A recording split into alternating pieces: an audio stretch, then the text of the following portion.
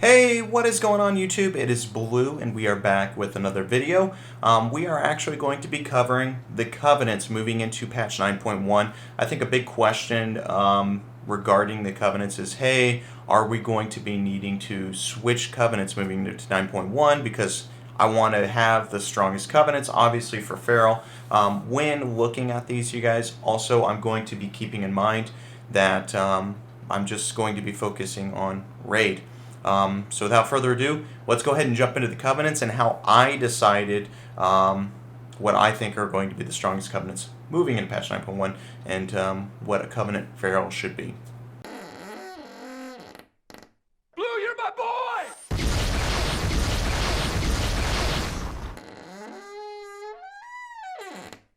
Alright, so a few things is I do like to make my videos in this way. Whenever I'm doing predictions, I do like to edit my videos in a particular way where it can be kind of followed and easily understood.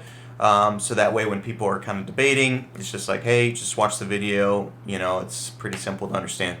But basically, we're going to be using Blood Mount. Blood Mount is a very, very good tool for this. So we're just pretty much, this is patch 9.0. These are what it looks like. Looking at this, you can kind of say, hey, some of these look very close. So it really could come down to which person moving in 9.1, which individual has the strongest new talent. And if you're not aware yet, moving into 9.1 is going to unlock further talent trees or talent options in our talent rows already. So for instance, no matter which you are, at the very bottom of your talent row, it's going to be extended. So whatever it looks like, it's going to go to a new potency trait. So every single person is going to need to get a new potency trait. From the potency trait, it's going to veer off into two options. Generally, these are defensive utility options, these two traits. Now, some of these individuals that are really, really struggling, instead of defensive options, they're going to have kind of what I like to call a strength option, something that's going to affect your performance as far as damage. So good for them, but generally, for the people that are already performing well, which you're going to be looking at, those are generally going to be defensive options. From there, they're going to go down again to either a defensive or finessed conduit, and then from those, they're going to gear into the very last trait on your talent row, which we're going to consider for this video a strength talent that is going to affect your DPS performance. So it's up to us to kind of determine, hey, with all these talents, which ones are going to be strongest? Are they going to overcome what's already strong, which we're going to be focusing a lot on Niya, or is it not? Okay. So in this video, what I wanted to do, and luckily Blood Mount does this for me already, is I want to look at each specific individual, and I want to get rid of the Covenant abilities. We already know that Night Fae is extremely, extremely strong. We can see here that possibly Necrolord is with Adaptive Swarm, could be second, maybe Pelagos, but also in here, these are these individual talent trees and individual talents in those talent trees could also be affecting its performance, but we'll look at that later. What we want to do is I want to get rid of Convoke. I want to look at the individual talents themselves. So Niya, how strong is Niya's talent tree compared to the rest?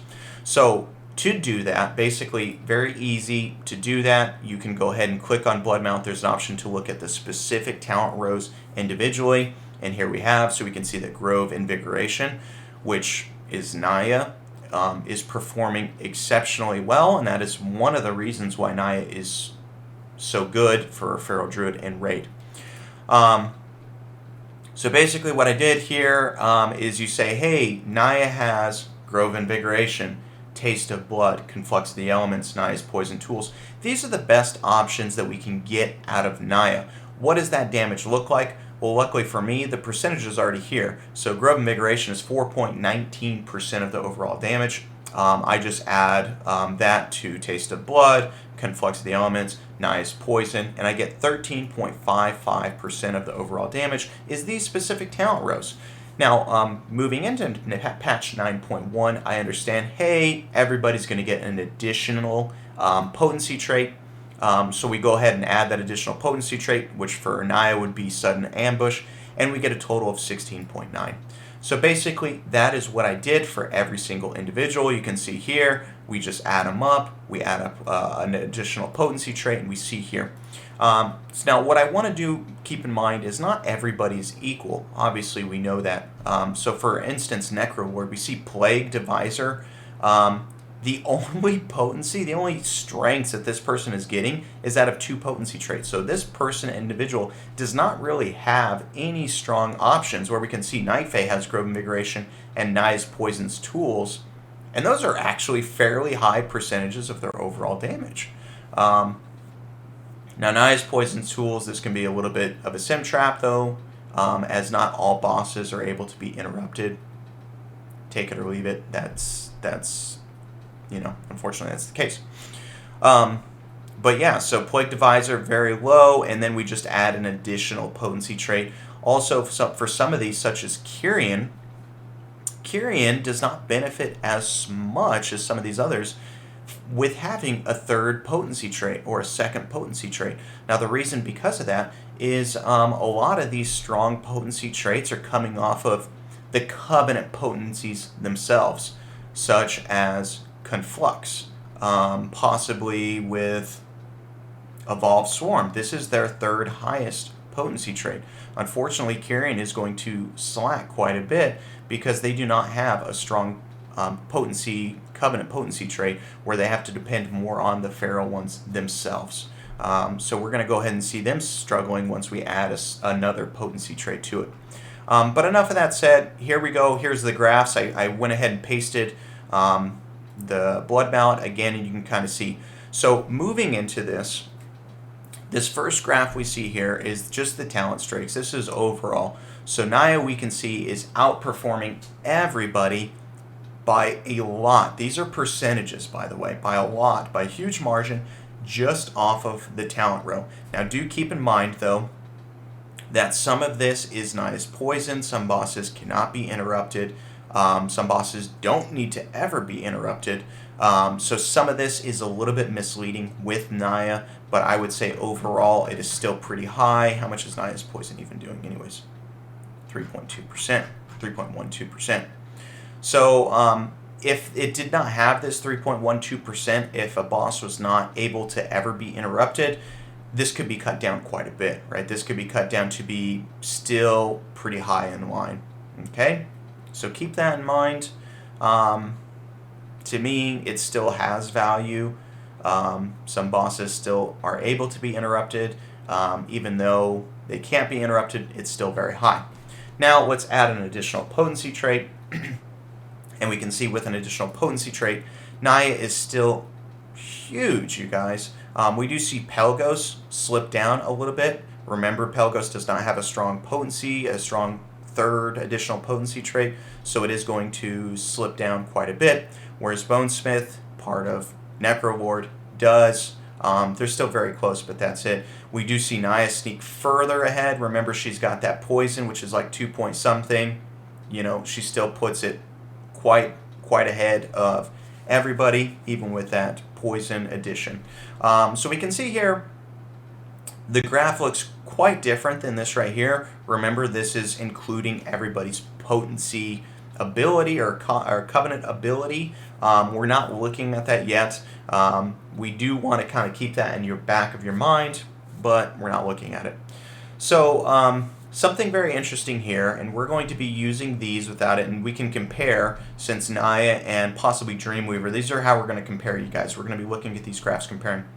We're going to say, hey, Dreamweaver and Niya, they share the same covenant ability with Convoke. You know, what are the differences? Dreamweaver, by the way, we can jump into our game here.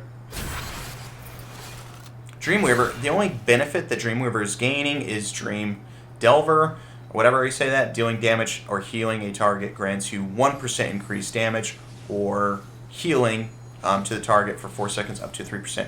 So possibly we continue damaging the boss, we can get 3% out of this person, right? But we go back to our graphs and we can say, hey, 3% isn't even going to get us close to Niya, right? And this isn't even considering Niya's strength. If just Niya alone, it's not going to, as long as the boss can be interrupted, this is nowhere going to be near Niya, even with this new 3% constant buff. So that's kind of how we're going to base these. So what we're going to do is I'm just going to look at these top 5, you guys. Now, just right off the bat, you guys, I think Niya is going to be the go-to moving into patch 9.1. Hey, good for us. We don't need to change, but that is not permanent, okay? I want to go ahead now and take a look at everybody's new talent options, these top 5, and I want to let you guys decide what you guys think are strong. But remember, these are what the damage needs to overcome. So Bonesmith needs to overcome, a good percentage before we even look at, hey, also, what is Convoke? What is the difference between Convoke damage and Adaptive Storm damage? So take it or leave it. Those are kind of my opinions moving into patch 9.1 and why I think Niya is going to be strong. But enough of that. Let's take a look at Niya's new talent, which is, okay, so we can see here, called shots, no damage increase here. Survivor's Rally, no damage increase here. No duh, because Night Fae in general is a very strong place. We're not going to see any additional damage right here where we might see out of someone else. Bonded Hearts, gaining a stack of redirected anima from Grove Invigoration, heals up to 5 nearby allies for 2% of their health. If any of the affected allies are another covenant, redirected anima's mastery and maximum health effects are increased by 50%. So we know that Grove Invigoration, very, very strong, very good aligned with Convoke. I do apologize, this is quite loud for me. I'm going to go ahead and turn this down. Okay, so we can go ahead and pop Convoke and we can even look up what the damage numbers are looking like. So 16 stacks are giving us 400 mastery, 50% additional, so we're going to get 600 total. These are very, very big. My mastery is at 73% if we click that off. So that's like 20-something% of mastery. Very, very good. So we can say, hey, an additional 50% of that, it would be 30% mastery, right? Instead of 20, 30. But we do need to heal somebody. We need somebody else in our group to be healed. That is not Night Fae. So as for Niya, very, very strong additional trait, you guys, but it is RNG, okay? We do see that without this trait, we do see that, hey, Niya is doing quite well. She doesn't need the trait. I see why Blizzard put some type of RNG in there. The additional healing, great for a raid. I think that is very good utility. Seeing how Convoke is on 2 minute, possibly 1 minute, right? But it's good. So that is Niya. We already take a look at Dreamweaver. Let's look at Korayn. Korayn is funky, funky mess, you guys. It's funky. So let's first look at Wild Hunt tactics if you're not aware of Korayn.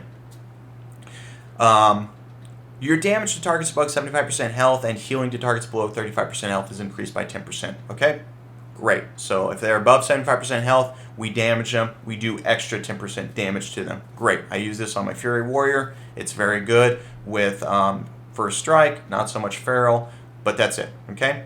When your spells and abilities are enhanced this way, you gain 15% group movement speed. Okay, we don't care. So as long as they're above 75% health, 10% damage increase. Now let's take a look at Wild Hunt Stratagem. When your damage or healing is enhanced with Wild Hunt tactics, gain Wild Stratagem for 1 minute. Okay? So I damage somebody above 75% health, I get a new buff for a minute. That buff says the next time you damage an enemy who is below 35% health or heal an ally above 75% health, Wild Hunt Stratagem is activated to increase your damage and healing to such targets by 5% for 10 seconds. Okay? So essentially, I'm going to think about this in my Fury Warrior because that's where I play this talent tree. I go ahead and I charge into a pack. I damage them. They're full health. I get a damage boost. While they're full health, I got First Strike going on, which says, hey, I get extra crit for 5 seconds, and I just unload all of my damage, right? Now, this is saying, hey, you're also going to get the ability that while this happens, if any target is below 35% health for a minute, you do additional damage to them, 5% damage. It's okay. It's nice. It's not strong. I think it's a crappy talent choice. Really doesn't work for Feral at all or for any type of raid conditions other than M+. But there it is. Hopefully you get that pack dead within a minute and then you go, right? So pretty good Mythic Plus if you can kill the pack very quickly. Not so great for Feral. All right, let's take a look at what's next on the list. We have Bonesmith.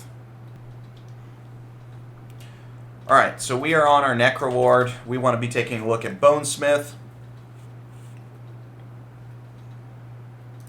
All right, so Bonesmith gives us our option. Bonesmith is one of the individuals that have a buff. So instead of a some type of survivability, it does have something that increases damage. So great for it. That may be helpful when considering, hey, do I want to move to this Covenant or not? It does have Carver's Eye. Damaging enemy above 90% health grants you 152 mastery for 5 seconds, up to 5 stacks. Although you cannot gain this benefit from the same target for 10 seconds. Basically, if you are in a single raid target encounter, maybe you get 2 of these off, maybe 3. It depends, like if you're lusting or not. If you can get 10% within 30 seconds. But if there's more than one person up, you can kind of cleave everybody and get those 5 stacks of the 152 mastery, which is huge for the beginning of the fight. Very, very nice benefit to this. 152 mastery is a welcomed mastery for the beginning of the fight, even if it's only on for like 10 seconds, maybe 15 seconds. Pretty good. All right, moving on. Mnemonic equipment. When you damage an enemy that's below 35% health, 3% of the damage done is repeated over 5 seconds. Really, really strong here. Healing an ally grants them this the ability to have their damage repeated this way at 30% effectiveness for 5 seconds, limits to cast. Okay, so this is very good, very, very good, strong. It appears that this is going to stay that way. So for Feral, this is kind of like a Frenzy Band, where Frenzy Band during your Berserk, your combo point generating abilities are half valued as a bleed. So that's kind of what this seems, except by 3%. So it's not a lot of damage, but it looks like this is nice damage, some sort of super weak execute. Now the thing to consider as Feral, though, with this ability, yes, this is going to help you kill the boss faster. There are classes that do execute as well, so that 35% is going to go a lot faster than you'd probably like it to go. So the time period that you have that buff rolling, probably not as good versus, having a different percentage of the fight. I'm not sure. But very, very good. Is this enough to overthrow Night Fae? Nias? I don't know. I'll let you determine. Let's take a look at the next individual, which is Pelagos. All right, so Pelagos is another individual which is struggling as far as talents. So it looks like they're buffing. So they are giving Pelagos another additional damage trait that is usually defensive for some others. Better together during combat, moving within 3 yards of a party or raid member inspires both of you, increasing mastery by 40 for 1 minute. Very, very cool. I would love this, in my Night Fae, but we're not getting it. So this is a cool buff, 40 increased mastery. It looks like this is a constant thing. So really cool, really cool. Moving on. Newfound Resolve. At any moment during combat, there is a low chance your doubt will manifest for 10 seconds. Directly facing your doubt will overcome it, granting 12% agility and stamina for... I don't know. It does not say. So this is a huge, huge, strong trait. You guys, this is huge. We do not know how often the doubt will manifest. We do not know how it will last for. So we don't know. To me, I do not like this. If it is something where I'm in a boss fight and I can just turn around and be done, totally fine. I'm totally okay with this. How do I get a cap one? All right, that is not a big deal. If I just have to do that, it's okay. If I have to look at this doubt the whole time while damaging this boss, then that's going to be an issue, right? Because it's going to put me in a position that I don't want to be in, okay? and it's going to put me in an awkward position where I'm strong. I'm the strongest. Being in this awkward position, I'm super, super strong. The buff is ridiculous, okay? And this is why I'm kind of not telling you guys. You guys can pick what you want to do. Very, very, very strong. Super, super strong. This is still needing more additional information. We need to know how often this procs, how long it lasts for. Without a time, if it didn't say 4, I would just imagine, hey, doubt mana fast for 10 seconds. You find it immediately as possible. So let's say it's right here. And as long as you're facing it, you got a 10-second buff. Okay? Maybe that could be what it is, but it looks like it's not. Looks like it's a more quick there and go, which is better, right? Just, oh, I looked at you and I'm done, right? Directly facing your doubt will overcome it. Yeah, so maybe it's a quick thing, maybe it's not. But that is Pelagos. Very, very strong indeed. Okay, let's look at our very last one. So we got Pelagos. So let's look at Theotar, and then we'll also look at Naja. Theotar's got something interesting, so we'll look at Naja as well. So party favors for Theotar. Once per day, you can speak with Theotar and Sinfall to obtain the Mad Duke's Tea, which increases your agility by 3%, or haste, or crit, or burst per 1 hour. Terrible. The very worst ability in all the abilities, I think. I want something that's constant. But the thing is, it has been speculated. You go Theodore, I don't know what the hell this dude's name is. You get your 1 hour buff, and then you go what's your next best. The next best on the list would be Naja. Okay? So if that's the case, let's check out Naja. Naja is also just below Theodore by a little margin. So let's take a look as well. She as well does not have any buffs right here. Fatal Flaw. When the haste effect of Euphoria ends, which Euphoria, while in combat, you gain a stack of Thrill Seekers every 2 seconds, or 4 seconds if you kill an enemy. At 40 stacks, Thrill Seeker is consumed to grant you Euphoria, increasing your haste by 20% for 10 seconds. Okay. When the haste effect of Euphoria ends, gain 10 seconds of either 20% increased crit or versatility, whichever is higher. So we get haste and crit for 10 seconds. Great. Who doesn't want 20% crit? The thing about it is it's a 10 seconds. I don't really know when it's going to last. Hopefully you can get a bite off in that duration. But this one doesn't really seem super strong to me to make me want to go Benthier. But that's it, you guys. So that's pretty much all of our options. Let me know what you guys think. I think the one here that is really kind of the outlier here is Pelagos. I think Pelagos has an extremely strong trait, which is very questionable. Maybe enough to push it up here, push it up quite a bit of percent. But do keep in mind, this is how high this is with poison, so maybe it's a little bit lower. So maybe it pushes up past Niya, but then we have to take into effect, well, what does Convoke do versus Kindred Spirits? Wow, there is a big difference in damage between Kindred Spirits and Convoke. Is it still enough to bypass Convoke? I don't think so. My ideas is Niya all the way for us, moving in 9.1. Great. We have some interesting new legendaries as far as reducing Convoke, whether that's going to be good, different discussion. Maybe what would be really great, what we'd really love to see is other covenants switching out of Night Fae. Night Fae is very overpopulated right now, and if we are to stay Niya, which appears to be the case, I personally want other people to not be Night Fae. So that way, in the raid, I have a higher chance of actually proccing Niya's ability to give me, what, that 10% increased mastery. But that's it, you guys. Let me know in the comments. Please like the video, subscribe, share it, whatever. But yeah, if you guys have any comments, I definitely didn't go over these individuals. There's some big ones in here hidden as well. I don't think there's a big need to because of how low they are in comparison. But let me know what you guys think. Thanks for watching the video. Take it easy, everyone. Peace.